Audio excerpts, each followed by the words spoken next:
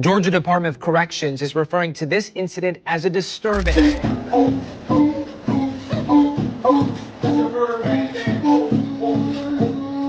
is the Zoo, and this is welcome to Valdosta State Prison.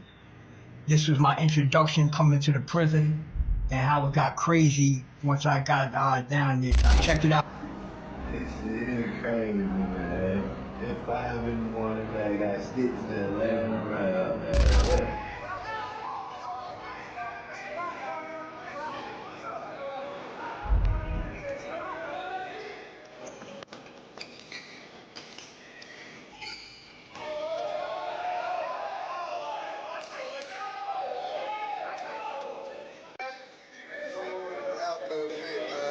Let's start from the beginning though, man. Where you from, bro? Well, I'm originally from Plainfield, New Jersey, North Jersey. I also lived in Newark, but I moved to South Jersey. Okay, okay. Shout out to Jersey. Salute. Yes, And sir. did you have both parents growing up? How was growing up? Well, I kind of went from like different cousins' houses and stuff like that growing up. It was a little rough. I mean, kind of rough upbringing. You know what I'm saying? But I'm not gonna front. I had a good childhood. I had a lot of fun in the streets. You know what I'm saying? Kicking up dust and all that. But yeah, like due to the fact it was really no supervision when I was a little bit younger, so like I learned things kind of early in the game, and like I did the juvenile trips and stuff like that. Like even before I graduated, like I got into it with the principal, hit the principal and got locked up, went to juvenile detention centers, and then like when I got out, it was like I took off running at that point, started Right. hustling, you know what I'm saying, doing stick ups, uh like I was all over the place, man. Like I was doing this in and out of state, like taking cars to different places, you know what I'm saying, get them chopped up and stuff like that. Like I was in that era of the street life in Jersey. Chop shops and shit. Yes, sir. Yes, sir. S- So like the late '90s, early 2000s. Yeah, it started running up towards the 2000s, and like really at 2000, I moved to Georgia. Like I followed a couple of my friends. We all lived in an apartment in Georgia, and really we didn't have a plan. So we really just started dipping and dabbing with different stuff to make money or whatever like that, and had a little side job and that too, but getting more deeper in the streets out there. And like once we started meeting people, we started kind of like separating, and that was when I took one of my first trips to their county jails and stuff like that, getting into it with people from Atlanta in these different apartments out there on Cam Creek Parkway and College Park and stuff. Okay, so you went from Jersey to Atlanta in the early 2000s, the height of when everything was going on, BMF, Facts. everything. Yep. Yes, sir. Like I was incarcerated with a couple of their members and stuff like that. Like Monster, he was down with BMF. He was actually across the hall from me when I went down to the chain gang. Now, when you went down to Georgia, what was the crime that they got you where they were able to send you up the road, and where did you go? I like the first time because I went twice. The first time, like it was just really a simple fight that I had with an individual, and he was so marked up and everything that they gave me an aggravated assault, and I did not know nothing about how you get sentenced and charged and stuff like Right, that. right. So I took the aggravated assault. They gave me a 5-2, and I left from Fulton County Jail, 901 Rice Street, straight to prison. And I went to Costa, and I went to Ware State Prison at that time, and Baldwin State Prison. Oh yeah, some of them are Ooh. infamous too. If I'm not mistaken, they had that on that show 60 Days In. They had Fulton County, I think once or twice maybe.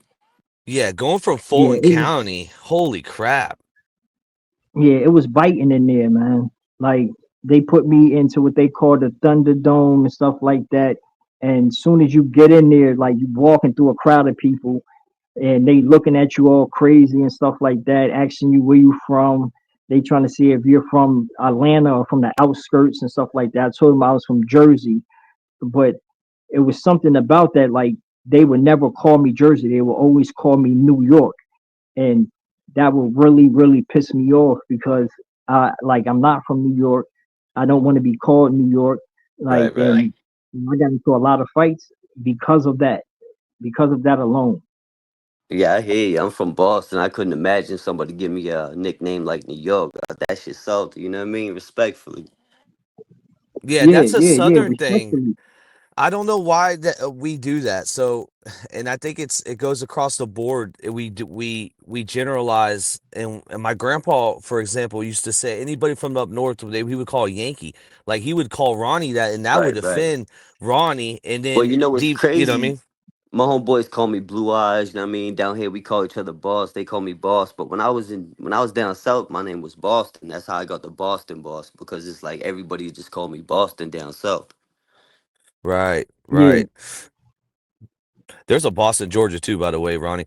Anyways, that which is crazy. That's But crazy. so this is where I want to. I'm trying to paint myself. I'm trying to put myself in the position of you going into prison, being from Jersey, and the reception you're getting from all the inmates. So they were automatically out the gate asking where you from, and they were pressing you about it. Were they like? Was there? So you said you got in fights because they were calling you New York. yes, yes, that's a fact. It was a thing where I would try to tell them like, nah, I'm from Jersey, but they will always still call me New York.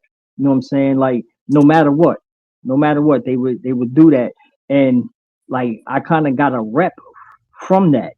Like in Right. 901 Rice Street, I just started slapping dudes, beating them up and stuff like that, and they kind of like shied away from that a little bit, but it started back again once I got down the road. Like Damn. they don't like It's just like, saying damn, just Jersey, call but me Jersey. Shit. exactly. But they do now. They respect it now because there's Hell a lot yeah. of different Salute. jerseys down the road Mm. now. You know what I'm saying? So Right. they highly respect it because they making a lot of noise down there.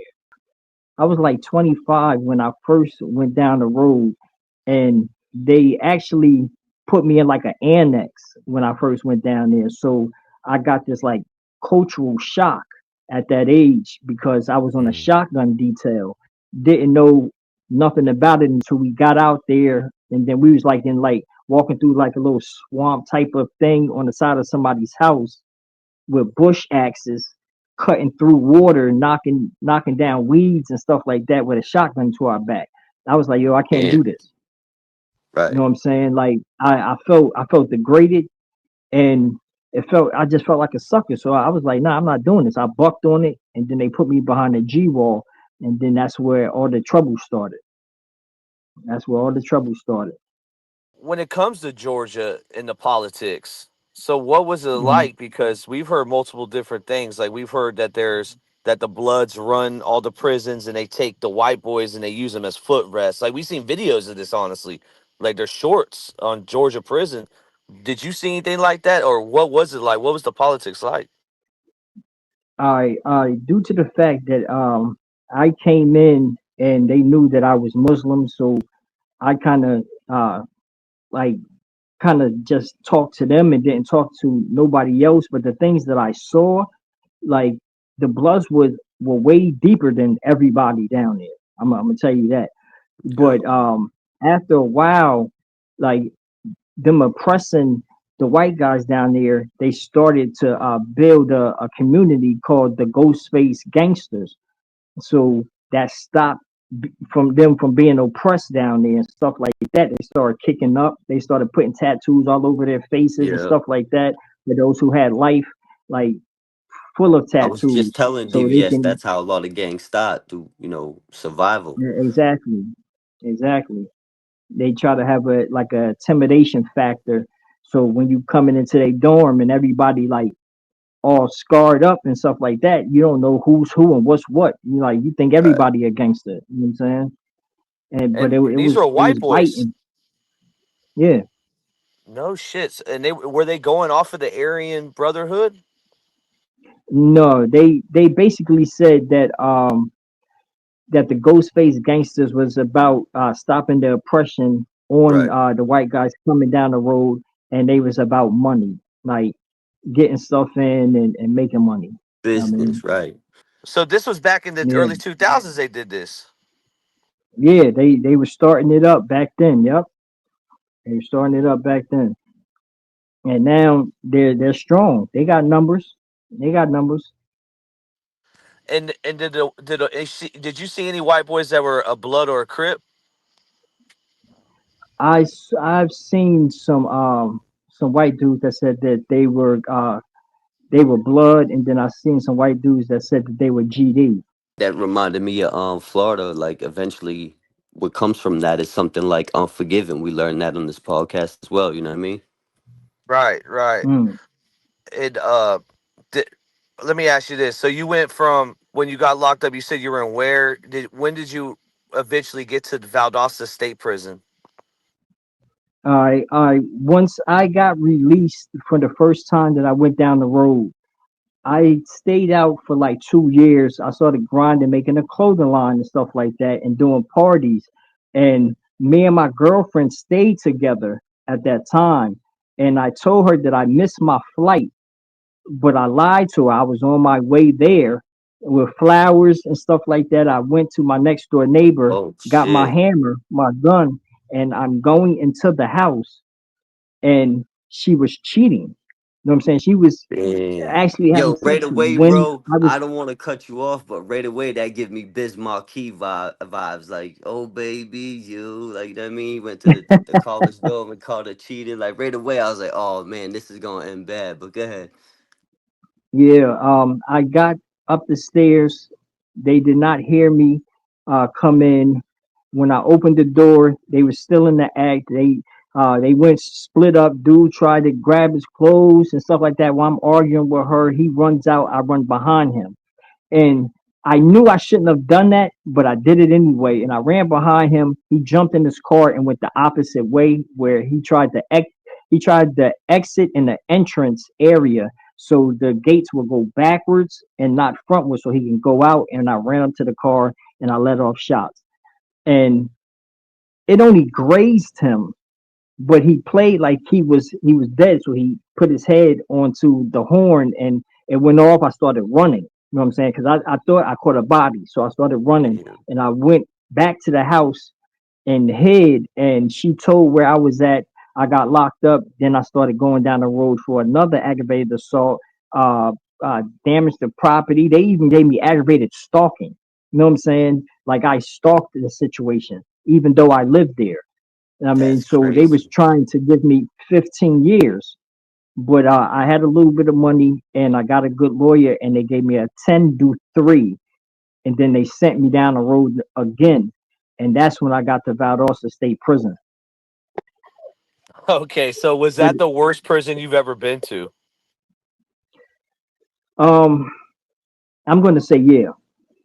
I'm going to say yes. Ooh. I'm going to say yes because I would say Ware State as well, because Yes, I've I would say seen where. a lot of unalivings there, but just being in Valdosta for 10 minutes, I was in a situation. In 10 minutes, I just walked into the dorm, Damn. and then I Early. went out to smoke, and somebody stole all my property. And I guess he found out later, once he took my stuff and went into his cell. He started pulling out my prayer rug, my kufi, and stuff like that, and whatever goods I had. And then he noticed, like, I'm about to be in some shit. I done took a Muslim's property, and now it's going to be a problem. And it sure was. Once I noticed that my stuff was gone, I went on the big floor. I pulled the cord out of the TV because I knew that would get people attention, and I called out a call to see if it was any Muslims in the dorm that can aid and assist me. And when I did, like 15 to 17 Muslims came out. I told them my property just got stolen. Somebody just stole my stuff. I just got in here, and they went back into their cells, came out, shirts off, uh, knives in hand, and they're coming down. And they said, "We're going to search this whole place, go door to door." And now I'm inside this dormitory, walking in people's cells, and they didn't like what I was doing because they didn't steal my stuff or nothing. They felt that I was violating Right. them, but we still had to do it. And that situation had to be done. And once we found the guy, he was in the last cell, and I felt it in my stomach by looking at him. I'm about to see my stuff, and I looked under the bed and I saw it. And he tried to run in and green light the door behind me because he was way bigger than me. But one of my brothers put his foot inside the door, and then they came in. I turned around and started swinging, and they told me to move out the way because they had the tools, and they just started pouring this nigga out, pouring them out. And then once they got tired, some more brothers came in that was bigger than them, dragged him out and threw him over the ledge. You know what I'm saying? Damn. And I thought from that point, like, damn, I'm about to do more time. Like that's how I was thinking.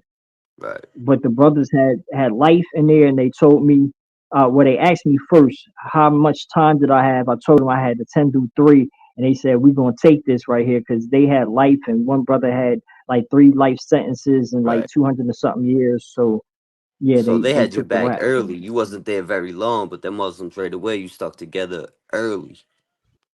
Exactly, And that exactly. dude is no longer with us, right? I don't know the outcome of that situation. I know how he left. He left unresponsive. Nobody spoke about the situation after that. But I was highly respected after that situation. So, but I can't tell you if he's with us or not, man, because I didn't hear about him and see him ever again. Well, I gotta say though, that's Right. truly amazing how you can get there and in 10 minutes something like that happens and you were able to have like a universal call.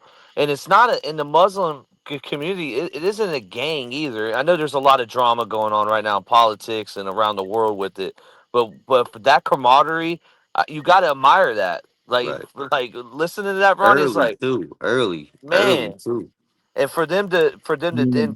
take the charge too, it's like it's like they, I don't know, man. And it tells That's you, amazing. it also tells you a lot about the prison because, like he said, he wasn't there very long, and they tested him right away, see if they could get away with what's what and who's who type shit, filling him out, like test the Yeah, hot. So the fact that it was dealt with and dealt exactly. with quick and Now I powerful want to talk about the was a correction statement. officers at Valdosta State Prison, and this is the whole reason I found Big Miz is Right. because of Yep. his stories about Valdosta that was in the algorithm. Because there's nobody else has ever talked about it. Not one. This is never Valdosta State Prisons has never been talked about on YouTube besides Big Miz. So we're gonna get into the bottom. This is a South Georgia prison that is ran by the good old boy system. The Jim Crow laws are still in place. I live down there. I seen it with my own eyes. Kendrick Johnson passed away in Lowndes High School, wrapped up in a mat, and the sheriff department was covering shit Mm. up. And the COs. Let's talk about the COs though. How crooked are the corrections officers there? Right. Oh man. um, what they do is they get the most quietest person. They watch you for a while, and if you're quiet, they'll come to you about making some money. They'll come to you about making some money and stuff like that. Or if they don't like you, they'll cross you out. They'll probably get you poured out. Some people have lost their lives because a CO did not like that person and put a hit on them. And like they're real, like they get into the whole boy thing or inmate. Like they try to degrade you every time they speak to you, like inmate, do this. Not inmate, I'm telling you this, inmate. Or some of the older white guys call you boy and stuff like that. I really hated that, man. I really hated Right. that because I wasn't used to it, and I didn't like how it sound. You know what I'm Right. saying? But for the most part, they're about making money. They're about making money, definitely. A lot of them got fired doing that. A lot of them went up in levels doing that. Go from CO2 to a lieutenant, making money, and then turn around and bust you for it. Get phones in for you, turn around and turn to 13, right to take it away after you had it for a week. They play Damn, like that sometimes. that's grimy shit. Yeah, Boom. they'll And definitely do that. and was it mostly white COs? No black or Mexican COs? You would like it depends. Like Washington State Prison in Georgia, it was a lot of black younger COs. Like we really played games at that prison. Like everybody was getting a girl. Everybody was getting a girl. But in level 5 camps like Valdosta, uh, Ware State Prison, and Smith State Prison, you're really not seeing no girls. And if you do, they're looking terrible. You know what I'm saying? But still, we get at them because she can come in looking like Squidward, but that's our Right. Beyonce in there. Better You know than what I'm nothing, saying? right? So yeah, exactly, Compared to the homies, what it exactly. looks like, shit, we just got females in here, forget about it. Yeah, some of these females do some real scandalous stuff in there too, man. You know what I I'm saying? believe But that. they just Shit showing get real love to the inmates. scandalous. Yeah. Yeah, I was gonna ask that's a about that fact. too. Actually, that was one of the questions I had. I was gonna ask about eventually the female COs. You know what I mean?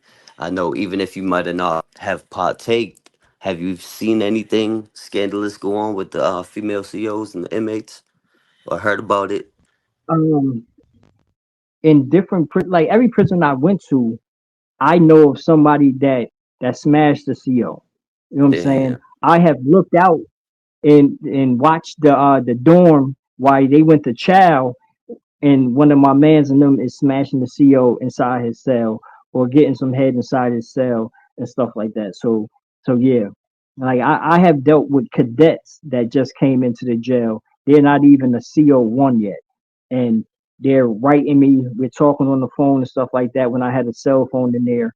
And this is the era where cell phones were not popular inside of Right. the prison when I had a cell phone. Like they were saying, we're giving you automatic 5 years if we catch you. You know what I'm saying? And I got caught. Talk about it. The Technic squad, the Technic squad came to Smith State Prison, and this is where I got the phone from. Right. And they came like maybe 4 3 3:30 4 o'clock in the morning. You hear them marching and yelling out cadences, and they're marching. And they're coming straight to our dorm. And I didn't have no good spot to try to put my phone at or nothing. And my cellie was saying, wrap it up in some plastic, put a string on it, and send it down the toilet. I was like, man, what if I pull it and it don't come back? I'm like, nah. So I tried to put it in my waistband and then put it behind me and walk out.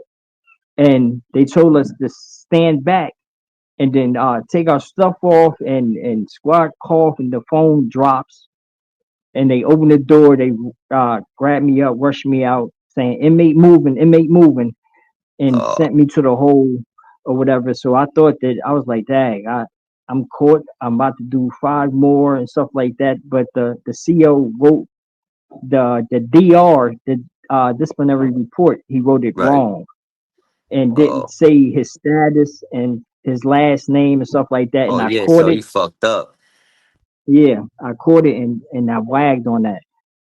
Good on you Yep. for catching that. You know what I mean? Most people wouldn't even have caught that straight up. Gotta pay Exactly. attention. It's good to know the SOP guidelines when you go down to prison. Facts. Just like being in the streets, you gotta be you almost know as much as a lawyer if you really want to know your shit type shit. That's a fact. So, how much time did you do altogether? Due to the fact that on my last bid, I got my TPM, my temporary parole month. I got it pushed back twice because I was supposed to have been gone in 3 years, but I happened to do 3.5. So altogether down there, they probably got 6 years of my life from me. And through the county jail stays, because I went to almost every county jail there in Georgia, Right. Gwinnett, Clayton, Cobb, and Fulton, and I did county bids as well. So probably like eight years of the Damn. 10 or 12 years that I stayed down there. That's crazy. Now we know you done time in Georgia. Definitely gonna get back to Georgia. But before we get more, into that, what about Jersey? Have you ever been locked up or even in jail or arrested or did any time in Jersey? What was that like? And if so, what was the difference? Well, the I'm gonna say Burlington County Jail. I went to Burlington County Jail after the juvenile thing. Like I went to the big boy house and I did a 364 there. But it was a big difference because I knew a lot of people there. I Right, knew a lot of people there. It's just that the COs were moving different. And I actually got into an altercation with the COs inside the chow hall where they said that I was inciting a riot in the chow hall with all these dorms in there, and they jumped on me. Like they jumped on me real bad, like to the point where I had lawyers coming into the building putting a tort claim on me and stuff like that, and like it got real hectic there. But other jails, I went to Middlesex County. It was the same. I right, mean, like people wasn't causing no trouble there. But I went to Camden County, and that was a little wild. Like, but still, they only attacking who they know. They not trying to free pick nobody and stuff like right, that. They right. wasn't And you moving from Jersey, like down so south. right. Yeah, Like down south exactly. must have been a culture shock because you from Jersey, you used to this, and now you with that. So, damn, that gotta be crazy. I Yeah. bet you the whole time you were locked up down there in Valdosta and where you're just probably thinking like, yo, once I get out of prison down here, I'm going back home and I'm never coming back to this fucking state again. Exactly. And what they do, like when they sentence you with hang time, so they can send you back. That's why they gave me the 10 through 3. So it'd be 7 more years that they can like play with your life and bring you back on Slavery. VOPs and stuff like that. Yeah. So, but I walked it off. Like I saw enough inside those prisons. I saw enough like to be traumatized for the rest of my life. I saw it. I've Right, heard these different sounds. I know when something's getting sharpened up. I know when somebody's getting hit with a lock. I know the sound of a plug-in when it goes into the flesh of somebody's body from a bone crusher. Like I know the sound when somebody's getting slammed on their back, their head, they touching everything inside their cell. I know these sounds, and like that's a terrible thing, man. yeah, that ain't something you could just shake. You know what I mean? That shit's that stick with you type shit. Exactly, exactly, and it does something to you when you see something that's kind of horrific, and it doesn't do nothing to you no more. Yeah, It's no shock value. It's like you yeah. numb to it. Yeah, Almost normalizing the unnormal. Like that's what I said. You numb to it. Like I grew up in the hood that I thought shit was normal, but you get older, you realize nah, this shit wasn't normal. You know what I mean? Like, you just got accustomed. It's crazy what humans could get used to type shit. that's a fact. That's a Now fact. we know when you're locked up and you have a religious I wouldn't say it's like a bit, it is kind of like a benefit too because the Jews also get like Oh, like they get their food and kosher. yeah, Yeah, they get their kosher, they get their preacher. There's one person that touches their food, right? Is it the same with the Muslims? Only do like through the month of Ramadan, like Ramadan, that somebody deals with our food directly and not the kitchen staff touching everything and all that. Like only through that time.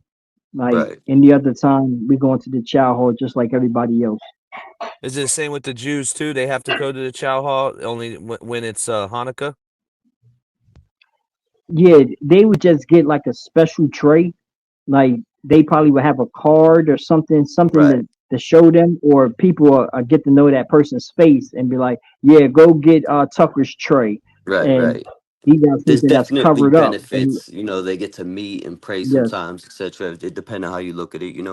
In Florida, they Right, got a term called gunning, which they can basically lock eyes with a female CO and masturbate, I That's guess. no I don't know if you. contact type shit. And then there's another term too that I don't know if you That's a no heard, contact sport. but the term booty bandit. And see, that right there, that would be a male that likes Yeah, somebody of from the course. Gap gang, like Mm. somebody from the Gap gang in the prison. Like those are like the homosexuals or whatever, the gay and proud gang, and the booty bandits were like them. Like when So there's there's a a whole straight set. individual, yeah, oh yeah, yeah. The straight guys that attack the lady CEOs like Jack and stuff like that and be all crazy about them, those are the mad jackers. You know what I'm saying? That's what we call them down there, Yeah, the DVS mad calls them the jackers. berserker jerkers. Yeah, that's funny. That's crazy. But let's go back to the booty bandit. So that's a whole organ. It's like the gay boy gangsters. No, he's saying they go at them instead of just victimizing Oh, anybody. They victimize got only you. Yeah, if I heard it correctly. yeah, that's exactly what I meant by that. Like it's booty bandits. Usually it's these old chain gang dudes that came from Alto Right. and now they're getting sent to different prisons. They're usually the ones that be looking for somebody from the Gap gang. Wow. Okay, okay. Dang, that's interesting too because you don't hear a lot. Well, you do hear a lot of victimizing, but it's usually Right. the white boy again. And and I hate to say, Roddy, I'm not Or trying the to be unwilling. disrespectful. No, no, I know. Especially I seen the videos on Georgia too, bro. It's crazy. It's crazy how Especially what they. I seen a white boy literally be a foot stand for somebody, and I think they're getting drugs out of it. I think these white boys are, just getting their fix, and that's how they're able to make content out of them. They're like, all right, be my footrest, and I'll give you what you want. Did you and you see know a what lot of else? that? It's probably the numbers. I was just gonna ask him. It probably get a lot to do with the numbers too.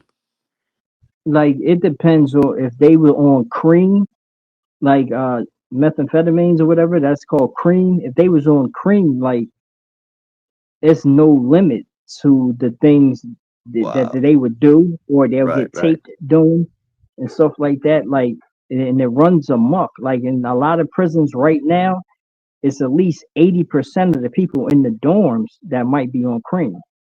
I mean, Yeah. so you got to really watch out for somebody wigging out and stuff like that because they'll wig Yeah. out, come out with the tool, and probably think you done said something Oh crazy yeah, or they'll be you done tweaking did and something to your geeking. mother or And something. Bug actually said Yeah, that mess shit could actually make you gay or like Yeah, respectfully like yeah, make people a certain way, bro. Like it gets crazy. We heard these stories. It gets messy.